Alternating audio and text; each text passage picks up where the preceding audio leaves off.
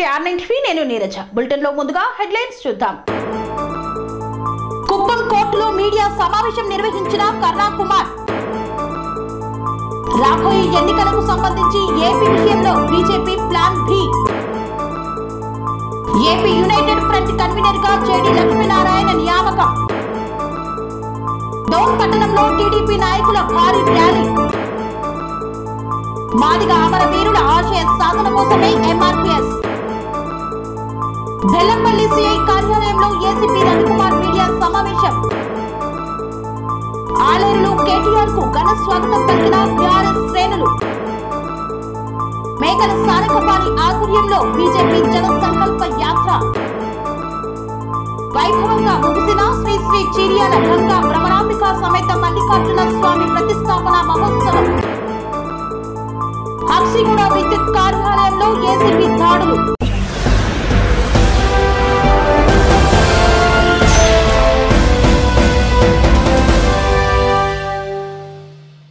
కుప్పం కోర్టులో మీడియాతో మాట్లాడిన చిత్తూరు జిల్లా న్యాయ సేవాధికారి సంస్థ కార్యదర్శి కరుణా కుమార్. చిత్తూరు జిల్లా కుప్పం కోర్టులో మీడియాతో మాట్లాడిన చిత్తూరు జిల్లా న్యాయ సేవాధికార సంస్థ కార్యదర్శి కరుణా కుమార్ ఈ నెల 9న జరగబోయే జాతీయ లోక్ అదాలత్ను శివరాత్రి పండుగ సందర్భంగా ఈ నెల 16కు వాయిదా వేశామన్నారు. జాతీయ లోక్ అదాలత్ను కక్షిదారులందరూ సద్వినియోగం చేసుకోవాలని సూచించారు. జాతీయ లోక్ అదాలత్ను విజయవంతం చేయాలన్నారు. కుప్పం కోర్టులో గత జాతీయ లోక్ అదాలత్లో 175 కేసులను రాజీ చేశామన్నారు. జిల్లాలో 11 మండలాల లీగల్ సర్వీస్ కమిటీలు ఉన్నాయి. జాతీయ లోక్ అదాలత్లో కక్షిదారులు సత్వర న్యాయం పొందవచ్చని సూచించారు. ఊరి నాయనపల్లిలోని మూఢాచారాన్ని మహిళలు వదిలిపెట్టాలన్నారు.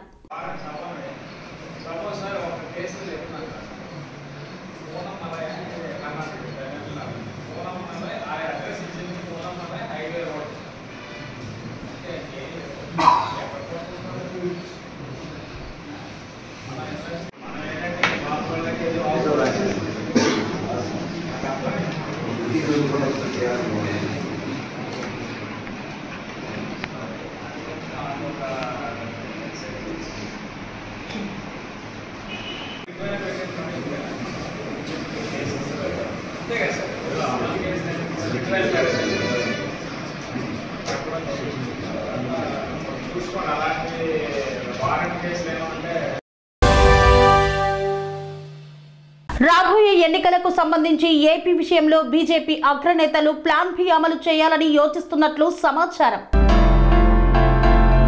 టీడీపీ జనసేన కూటమిగా సీట్ల సర్దుబాటు చేసుకుంటున్నారు. ఇప్పటికే 99 నియోజకవర్గాల్లో అభ్యర్థులను చంద్రబాబు నాయుడు, పవన్ కళ్యాణ్ ప్రకటించారు.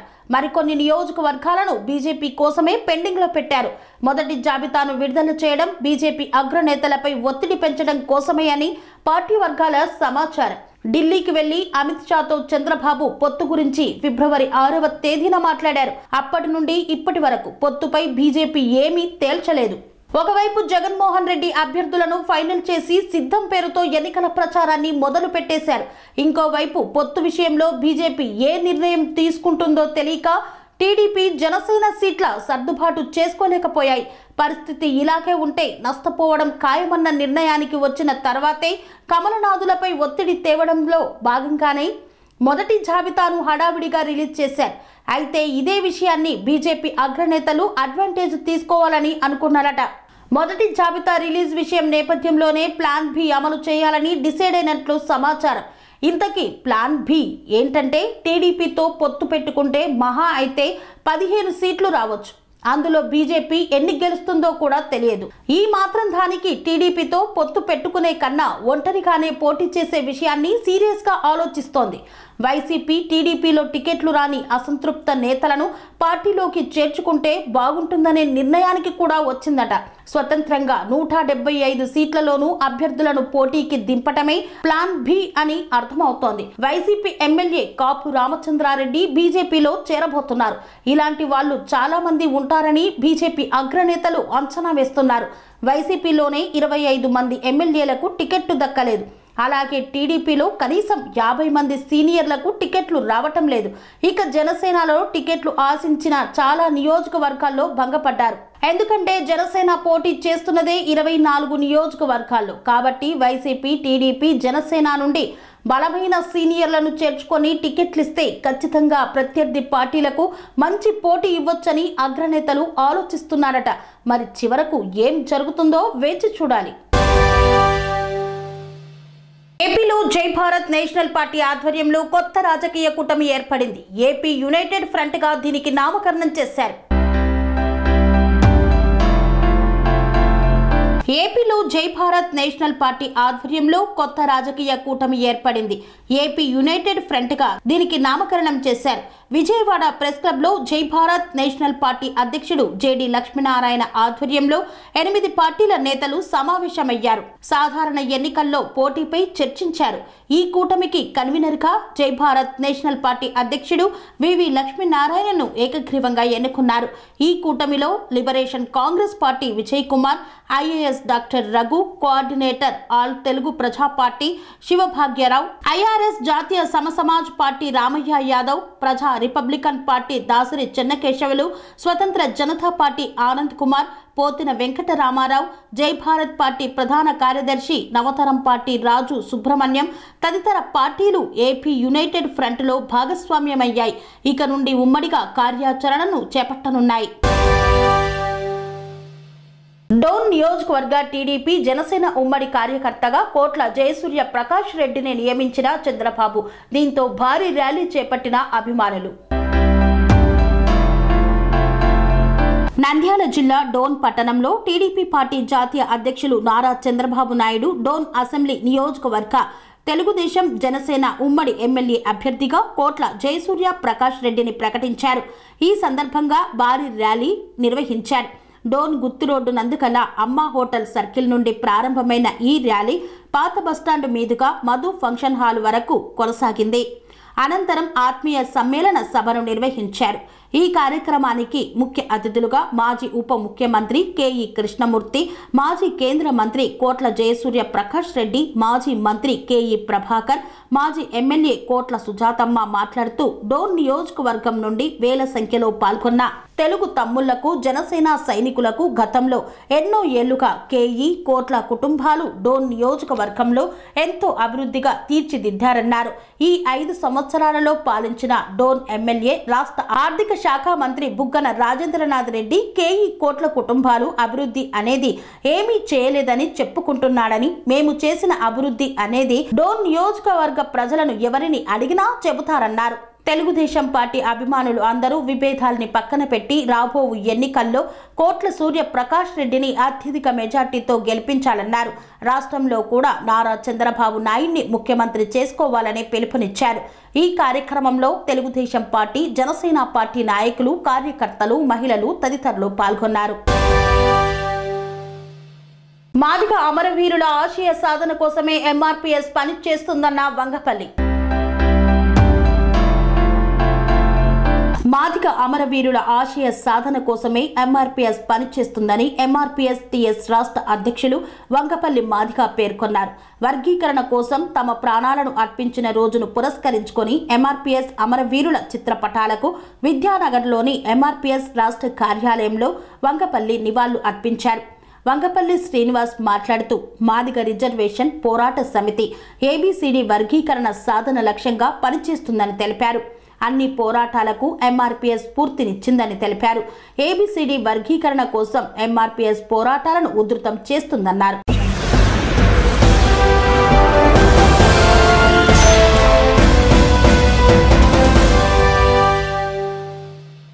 వార్తల్లో చిన్న విరామం. Sun Life multi speciality hospital ప్రజలకు నిరంతర వైద్య సేవలు అందిస్తున్న hospital. Diabetology, stem cell physician లో ఇండియాలోనే మొదటి డాక్టర్ గా పేరుగాంచిన డాక్టర్ విజయ్ భాస్కర్ గారు అత్యాధునిక విజ్ఞాన పరిజ్ఞానంతో అంతర్జాతీయ ప్రమాణాలతో సామాన్యులకు సైతం అందుబాటులోకి తెచ్చారు Sun Life multi speciality hospital ను. అనుభవజ్ఞులైన వైద్యులతో అన్ని రకాల వైద్య సేవలు, ఆపరేషన్స్, సర్జికల్ ఎమర్జెన్సీలు, ప్లాస్టిక్ సర్జరీలు, చికిత్స అందించనున్నారు. 24 గంటలు అందుబాటులో ఫార్మసీ మరియు అంబులెన్స్ సౌకర్యం కలదు. సంప్రదించండి Sun Life multi speciality hospital Dammaiguda. Contact number 8121678234 9700971100.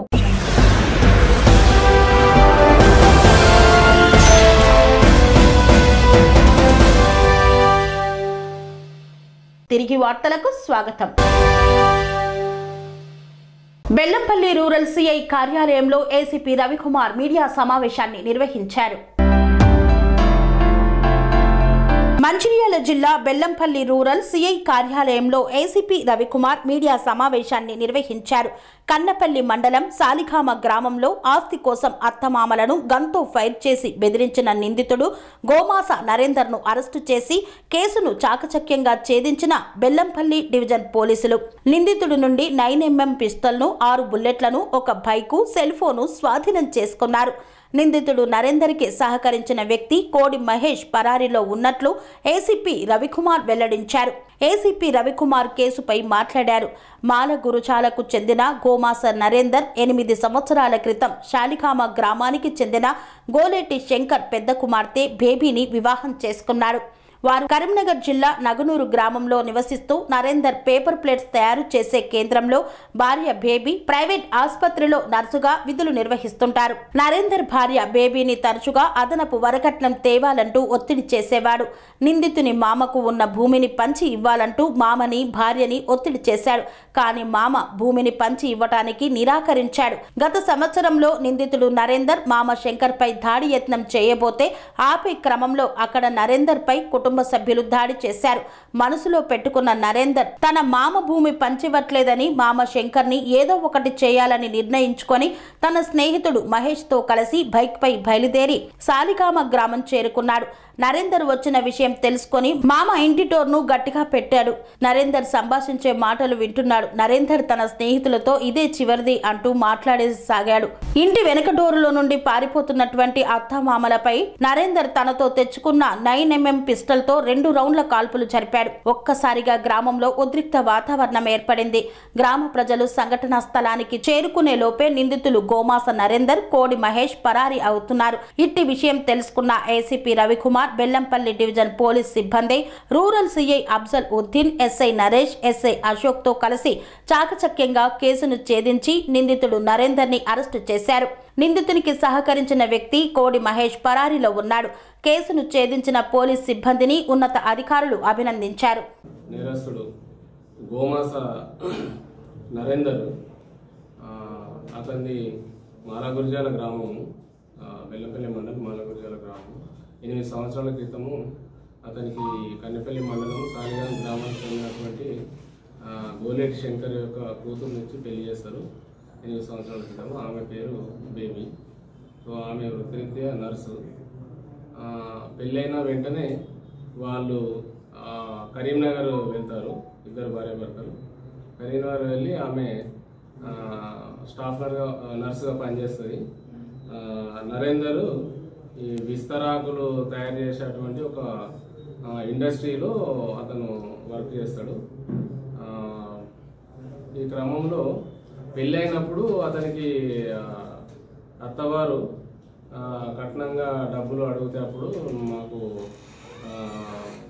కొడుకు లేరు, 2 కూతురులే కాబట్టి మాకు ఉన్నటువంటి 8 ఎకరాల భూమిలో ఆస్తి సరిసగం మంచిస్తాము అని చెప్తారు. కానీ ఆ తర్వాత ఇతను అడగడము చాలాసార్లు, తర్వాత భార్యను కొట్టడము ఇవి జరిగినా కానీ వాళ్ళు అన్న ప్రకారంగా భూమి ఇంతవరకు అతనికి ఇవ్వలేదు. సో అందువల్ల గత సంవత్సరం ఒకరోజు రాత్రిపూట ఈ నరేందరు వాళ్ళను ఏదైనా అగాత్యం చేయాలనే ఉద్దేశంతో ఒక రాత్రిపూట ఒక గొడ్డలు తీసుకొని పోవడం జరుగుతుంది. సో వాళ్ళ అత్తవారు అయినటువంటి ఆ గోలేటి శంకర్, వాళ్ళ కుటుంబ సభ్యులు మరియు కొంతమంది గ్రామస్తులు అతన్ని అక్కడ ఆపేసి కొద్దిగా కొడతారు.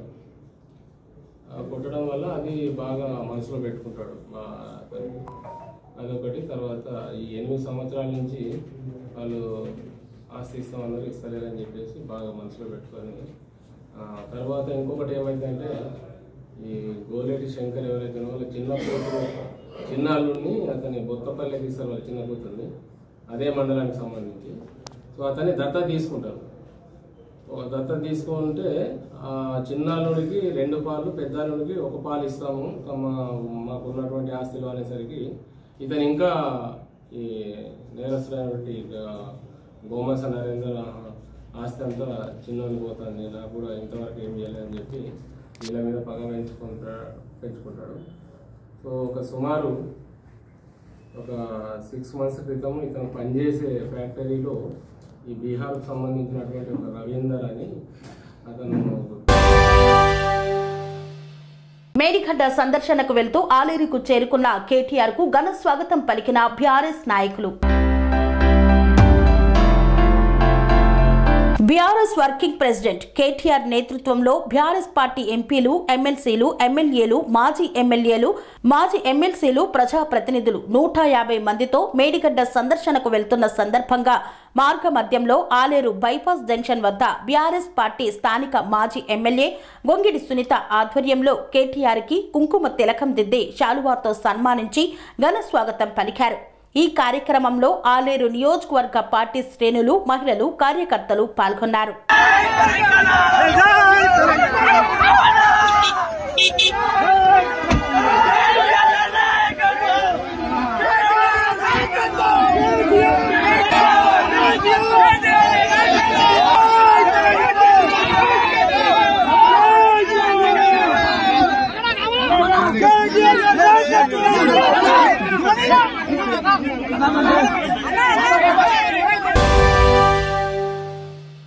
సికింద్రాబాద్ నియోజకవర్గ బీజేపీ నాయకులు మేకల సారంగపాణి ఆధ్వర్యంలో బీజేపీ విజయ సంకల్ప యాత్రను అత్యంత ఘనంగా నిర్వహించారు. బీజేపీ సికింద్రాబాద్ జిల్లా Addagutta division Secunderabad BJP contested MLA మేకల సారంగపాణి ఆధ్వర్యంలో భారీ ఎత్తున జన సంకల్ప యాత్ర నిర్వహించారు. ఈ కార్యక్రమానికి కేంద్ర మంత్రి, స్థానిక ఎంపీ గంగపురం కిషన్ రెడ్డి అడ్డగుట్ట డివిజన్ నుండి యాత్రను ప్రారంభించారు. అడ్డగుట్ట నుండి దుకారాం గేట్ దగ్గర వరకు కార్యకర్తలు పెద్ద ఎత్తున కార్యక్రమాన్ని విజయవంతం చేశారు. అనంతరం తుకారాం గేట్ నుండి భారీ బైక్ ర్యాలీగా లాలాపేట్ మీదుగా తార్నాకా నుండి సీతాఫల్ మండి వరకు చేరుకొని భారీ బహిరంగ సభను నిర్వహించారు. కరోనా సమయంలో మనల్ని మన ప్రధానమంత్రి ఏ విధంగా మనల్ని ఆదుకున్నారో వివరించారు. పిల్లల భవిష్యత్తు విషయమై మన ఓటు హక్కుని తీవ్రవాదానికి వ్యతిరేకంగా, ఉగ్రవాదానికి వ్యతిరేకంగా, పేదల సంక్షేమ పథకాల కోసం మరియు మన ఓటును వినియోగించి మళ్లీ నరేంద్ర మోదీని 3వ ప్రధానమంత్రిని చేయాలని ఆయన కోరారు. ఈ కార్యక్రమంలో జిల్లా అధ్యక్షులు శ్యామ్ సుందర్ గౌడ్, బండా కార్తికారెడ్డి, కనకట్ల హరి నాగేశ్వరరావు, కృష్ణమూర్తి తదితరులు పాల్గొన్నారు. విజయ సంకల్ప యాత్రతో మన మధ్యకి, మన బస్తీకి రాష్ట్ర బీజేపీ అధ్యక్షులు, కేంద్ర సాంస్కృతిక శాఖ మంత్రి అయినటువంటి పెద్దల గౌరవనీయులు కిషన్ రెడ్డి గారు విచ్చేశారు. వారికి మద్దతుగా వారితో మేము ఉంటాము. భారత ప్రధానిగా నరేంద్ర మోడీ గారిని మరొకసారి గెలిపించడంలో మా పాత్ర ఉంటుంది, మా ప్రమేయం ఉంటుంది. మేమందరం కూడా కలిసి పదం పదం పాడుతాం, కదం కదం కలుపుతాం, కమల వికాసానికి పునాది వేస్తామని చెప్పని ఈ విజయ సంకల్ప యాత్రలో తరలి వచ్చినటువంటి శ్రీమతి బండా కార్తికారెడ్డి గారు, మరి అదేవిధంగా సారంగపాణి గారు, శ్యామ్ సుందర్ గారు, రవిప్రసాద్ గారు, ఇక్కడ హాజరైనటువంటి ఇతర సోదరి సోదరులందరికీ కూడా ప్రత్యేకంగా వందనాలు, అభివందనాలు తెలియజేసుకుంటూ ప్రపంచమే భారతదేశం వైపు చూస్తా ఉన్నది. భారతదేశ ప్రజలందరూ కూడా భారత ప్రధాని నరేంద్ర మోడీ గారి వైపు చూస్తా ఉన్నారు. ఆ రకంగా ఈరోజు భారత ప్రధానమంత్రి నరేంద్ర మోడీ గారు ఈ దేశంలో ఉన్నటువంటి సాధారణ సామాన్య చిన్న చివరి పేదవాడికి కూడా కష్టం వస్తే కరోనా కష్టకాలంలో ప్రపంచంలో అగ్ర రాజ్యాలు కూడా ఇవ్వలేనటువంటి ఉచితంగా కరోనా వ్యాక్సిన్ మరి 130 కోట్ల ప్రజానికానికి 2 డోసులు ఇచ్చినటువంటి చరిత్ర భారత ప్రధాని నరేంద్ర మోడీ గారిని పేర్కొంటా ఉన్నా. అంతేకాకుండా 3 సంవత్సరాలుగా పేదవాడికి కష్టం వచ్చినా తెల్ల రేషన్ కార్డు ఉన్నటువంటి సామాన్య పౌరుని కూడా ఉచితంగా బియ్యం ఇచ్చినటువంటి చరిత్ర ఈ భారతదేశ రాజకీయ చరిత్రలో ఏ ప్రధానమంత్రికైనా దక్కిందంటే అది నరేంద్ర మోడీ గారికి దక్కిందని కొనసాగించాల్సినటువంటి అవసరాన్ని దేశ ప్రజలకందరికీ వివరించి వాళ్ళతో మరి ఒక సంకల్పం ఖచ్చితంగా ఈ దేశం కోసం మేము ఓటేస్తాము, ఈ పేద ప్రజల కోసం ఓటేస్తాము, దేశ అభివృద్ధి కోసం ఓటేస్తాము, ఉగ్రవాదానికి వ్యతిరేకంగా ఓటేస్తాము, తీవ్రవాదానికి వ్యతిరేకంగా ఓటేస్తాము, నీతి నిజాయితీకి ఓటేస్తాము, పేద ప్రజల సంక్షేమం కోసం ఓటేస్తాము, మా భవిష్యత్తు కోసం ఓటేస్తాము, మా పిల్లల భవిష్యత్తు కోసం ఓటేస్తాము అనేటువంటి సంకల్పము అన్ని వర్గాల ప్రజల్లో తీసుకురావడం కోసమే ఈరోజు విజయ సంకల్ప యాత్ర పేరుతో తెలంగాణలోని 5 యాత్రలు పర్యటిస్తా ఉన్నాయి. 20 తారీఖు నుంచి యాత్రలు తిరుగుతా ఉన్నాయి. రేపు సాయంకాలం అంబర్పేటలో శ్రీరామనాథ్ చౌరస్తాలో జరిగేటువంటి కార్యక్రమంతో మన యాత్ర పూర్తవుతుంది. ఇదే విధంగా 5 యాత్రలు తెలంగాణలోని అన్ని అసెంబ్లీ నియోజకవర్గాల్లో ప్రజలను, పార్టీ కార్యకర్తలను అందరినీ కలుసుకుంటూ ముందుకు సాగుతూ ఉన్నాం. మీ అందరికీ మన చేస్తాను. ఇంతకుముందే మన ప్రభాకర్ గారు చెప్పారు, ఈ దేశంలో కరోనా వచ్చినప్పుడు ఒక భయంకరమైనటువంటి వ్యాధి ప్రపంచమంతా వచ్చినప్పుడు మన దేశంలో చాలా మంది అన్నారు, సగం మంది జనాభా చనిపోతారు, సగం మంది కూడా మిగిలరు. ఆ రోజు నరేంద్ర మోడీ గారి నాయకత్వంలో మరి కరోనా ఏ రకంగా ఎదుర్కొన్నాం మనకు తెలుసు. డాక్టర్స్ లేకున్నా, బెడ్స్ లేకున్నా, మెడిసిన్ లేకున్నా, పీపీఈ కిట్స్ లేకున్నా, N95 మాస్క్ లేకున్నా, వెంటిలేటర్స్ లేకున్నా, ఆక్సిజన్ కాన్సన్ట్రేటర్స్ లేకపోయినా మరి అన్ని రకాలుగా నరేంద్ర మోడీ గారు ఆ రోజు అన్ని ఫ్యాక్టరీలు మూతపడ్డాయి. ఎవరు కూడా ఇంటి నుంచి బయటకు వస్తలేరు, ఎవరికొకరు సాయం చేసే పరిస్థితి లేదు. తండ్రి చనిపోతే కొడుకులు రావడం లేదు, తల్లి చనిపోతే బిడ్డలు రావడం లేదు, భర్త చనిపోతే భార్యలు రావడం లేదు. ఆ రకమైనటువంటి భయంకరమైనటువంటి పరిస్థితి దేశంలో ఉన్నప్పుడు కూడా నరేంద్ర మోడీ గారి నాయకత్వంలో మరి మనకందరినీ గట్టెక్కించి కరోనాను ఎదుర్కొని అందరికీ ఉచితంగా first time, second time, booster కూడా 3 సార్లు వ్యాక్సిన్ ఇచ్చి ఉచితంగా మన ప్రాణాలు కాపాడినటువంటి గొప్ప వ్యక్తి, సమర్థవంత నాయకుడు, ప్రధానమంత్రి అని చెప్పి సందర్భంగా మనం చేస్తున్నాం. అంతేకాదు ఉగ్రవాదం ఏ రకంగా ఉంటుందో మనకు తెలుసు. గోకుల్ చాట్ బండార్లో, దిల్సుకున్నారు సాయిబాబా టెంపుల్లో, సెక్రటరీ ఎదురుగా లుంబిని పార్కులో, బాంబేలో ట్రైన్లలో పాకిస్తాన్ సంబంధించినటువంటి ఉగ్రవాదులు విమానాలు హైజాక్ చేయడము, మిలిటరీని మీద దాడులు చేయడము, పోలీసుల మీద దాడులు చేయడము, సివిలియన్స్ మీద దాడులు చేయడము ఏ రకంగా జరిగిందో మనం చూస్తా ఉన్నాం. అటువంటి పరిస్థితుల్లో ఉగ్రవాదము ఏ రకంగా అణిచివేయడం జరిగిందో ఈరోజు దేశంలో పాకిస్తాన్ ఐఎస్ఐ ఉగ్రవాదం ఎక్కడా లేదు. పూర్తిగా ఉక్కు పాదంతో అణిచివేయడం జరిగింది. స్వాతంత్రం వచ్చినప్పటి నుంచి ప్రధాని గారు నరేంద్ర మోడీ అయ్యేంత వరకు కూడా ఈ ఉగ్రవాదం ఏ రకంగా ఉంటుంది. ఒకసారి ఆలోచన చేయండి, నరేంద్ర మోడీ గారు ప్రధాని కాకముందు దేశం ఏ రకంగా ఉంటుంది, నరేంద్ర మోడీ గారు ప్రధానమంత్రి తర్వాత దేశం ఏ రకంగా ఉంది, ప్రపంచంలో భారతదేశం గౌరవం ఏ రకంగా పెరిగింది. ఈరోజు ఏ దేశానికి వెళ్ళినా, ఎందుకు వెళ్ళినా పొగడరా నీ చెల్లి భూమి పడుతుందని అనే విధంగా ప్రపంచంలో ఈరోజు భారతదేశ గౌరవాన్ని పెంచుకుంటూ శ్రీ శ్రీ శ్రీ చీర్యాల గంగా భ్రమరాంబిక సమేత మల్లికార్జున స్వామి దేవాలయ విగ్రహ ప్రతిష్టాపన మహోత్సవాలు అత్యంత వైభవంగా ముగిశాయి. శ్రీ శ్రీ చీర్యాల లక్ష్మీ నరసింహస్వామి దేవస్థానంలో గల శ్రీ గంగా భ్రమరాంబిక సమేత మల్లికార్జున స్వామివారి ప్రతిష్ఠ మహోత్సవం వైభవంగా ముగిసింది. మల్లికార్జున స్వామి, గంగమ్మవారు, భ్రమరాంబిక అమ్మవారు, గణపతి, నందీశ్వరుడు, ధ్వజస్తంభ శిఖరాలు, సతీ సమేత నవగ్రహాలు, 36 మంది వేద పండితుల మంత్రోచ్చరణల మధ్య ఆలయ ఫౌండర్, చైర్మన్ లక్ష్మీనారాయణ చేతుల మీదుగా ప్రతిష్టాపన మహోత్సవం ఘనంగా నిర్వహించారు.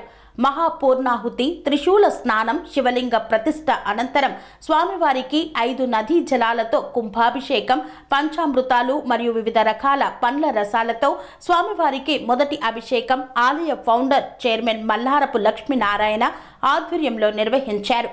ఈ ప్రతిష్టాపన మహోత్సవానికి ముఖ్య అతిథిగా హాజరైన తెలంగాణ రాష్ట్ర ల్యాండ్ రెవెన్యూ రిజిస్ట్రేషన్ శాఖ ప్రిన్సిపల్ సెక్రటరీ నవీన్ విఠల్ వీరికి ఆలయ సాంప్రదాయం ప్రకారం ఆలయ ఫౌండర్ వేద పండితులతో కలిసి పూర్ణ కుంభంతో స్వాగతం పలికి స్వామివారి శేష వస్త్రాలు తీర్థ ప్రసాదాలు అందజేసి ఘనంగా ఆశీర్వచనం చేశారు. ఈ కార్యక్రమంలో హరివర్ధన్ రెడ్డి, నక్కా ప్రభాకర్ గౌడ్, కీసర మండల ఎంపీపీ ఇందిరా లక్ష్మీనారాయణ, ధర్మకర్త శ్రీహరి తదితర నాయకులు, భక్తులు అధిక సంఖ్యలో పాల్గొన్నారు. శ్రీ శ్రీ శ్రీ చీర్యాల లక్ష్మీ నరసింహస్వామి చారిటబుల్ ట్రస్ట్ ఆధ్వర్యంలో అన్నదాన కార్యక్రమాన్ని నిర్వహించారు. ఈ నేపథ్యంలో పారిశుద్ధ కార్మికులు, పోలీస్ సిబ్బంది, ట్రాఫిక్ పోలీస్ సిబ్బంది మరియు ప్రింట్ అండ్ ఎలక్ట్రానిక్ మీడియా అందరికీ ప్రత్యేక ధన్యవాదాలు తెలిపారు ఆలయ ఫౌండర్ మరియు చైర్మన్ మల్లారపు లక్ష్మీనారాయణ.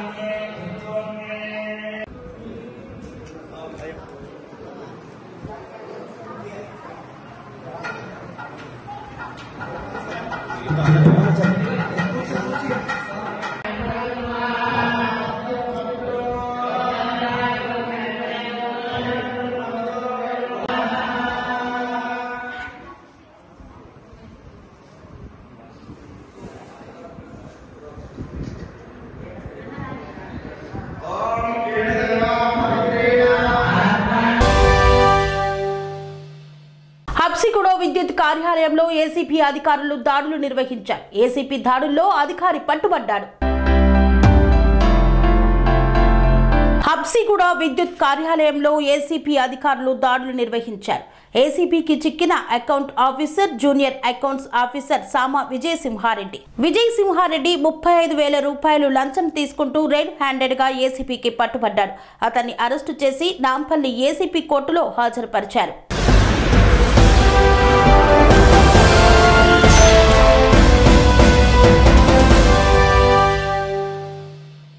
ఇంతటితో వార్తలు సమాప్తం. మరిన్ని అప్డేట్స్ కోసం చూస్తూనే ఉండండి TR9 టీవీ.